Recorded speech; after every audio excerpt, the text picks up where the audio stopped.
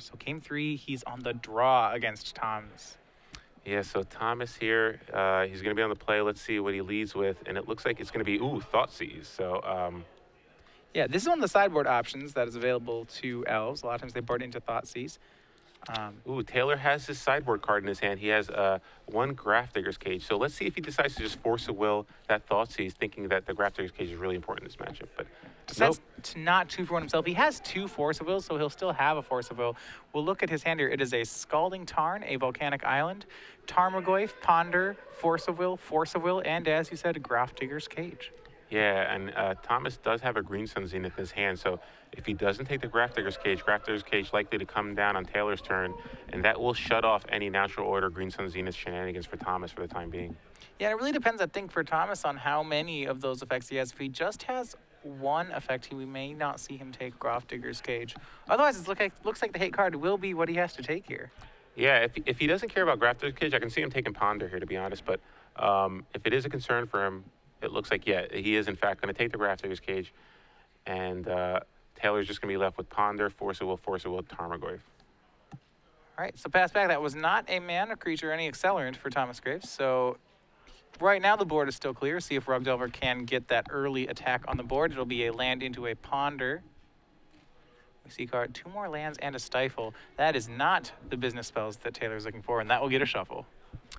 Yeah, so Taylor, not a bad hand. Despite the fact that he had to deal with Thoughtseize turn 1, he still has a Tarmogoyf, so he has a way to attack. He's got Force of Will. He also drew a Forked Bolt for the turn, so he has ways to kill Wirewood Symbiote if he has to deal with that. It looks like Thomas has an Elvish Visionary. We could see that coming into play on his turn. So Elvish Visionary plus Green Sun Zenith, suddenly your engine's online. Yeah, and he sets up really nicely for this attrition fight. The difficult thing for Rug Delver is that when it becomes this reactive of a deck, it actually stops.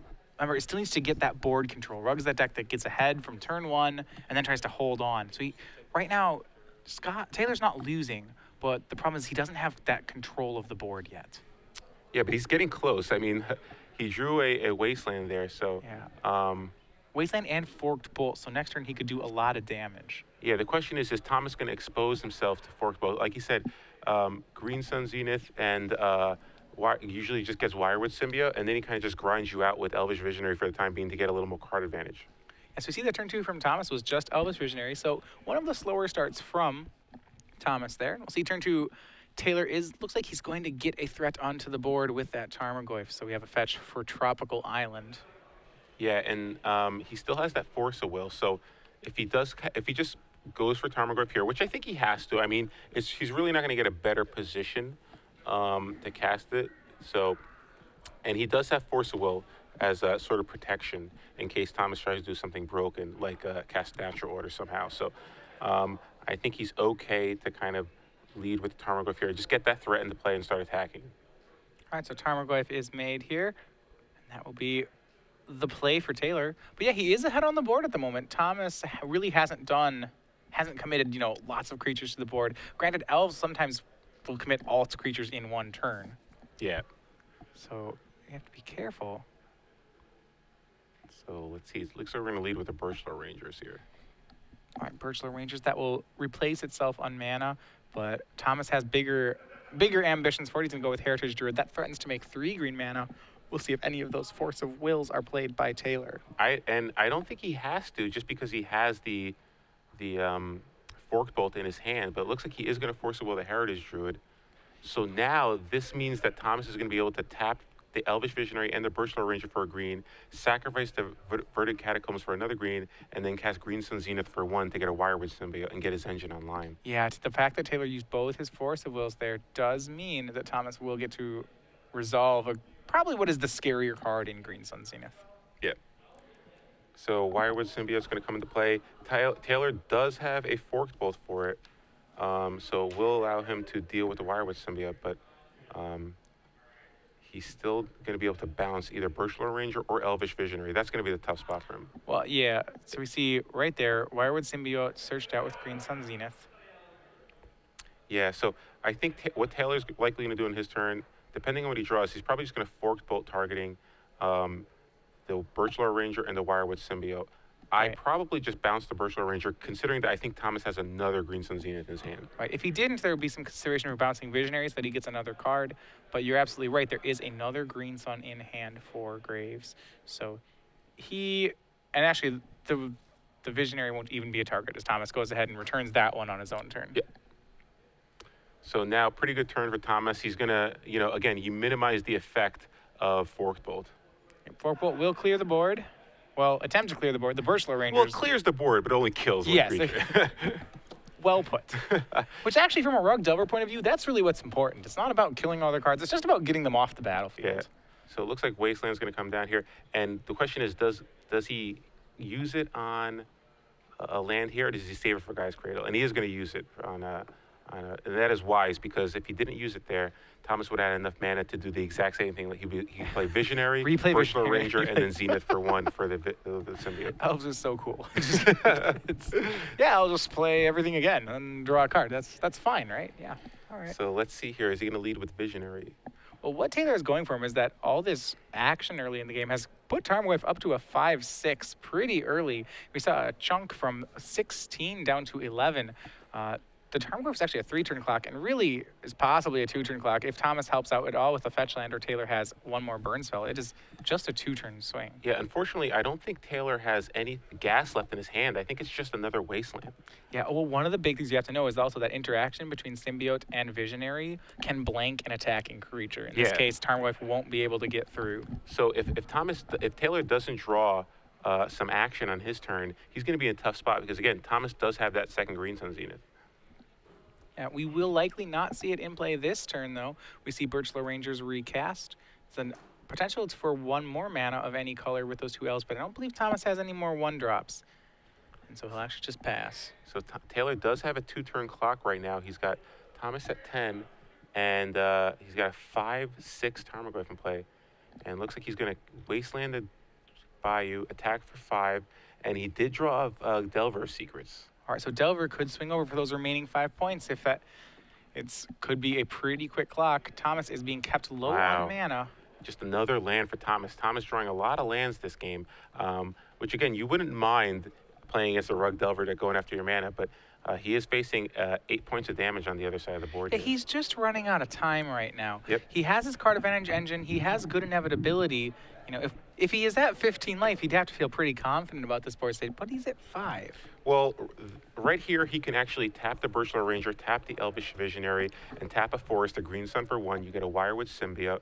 You bounce the Elvish Visionary, you play a land, you recast the Visionary, you draw a card. Then on his turn, he can block Tarmogoyf with Elvish Visionary and bounce it with Wirewood Symbiote, so he only drops to 2, or 1 rather, because he's dropping the 1 because of the Misty Rainforest. So, yeah.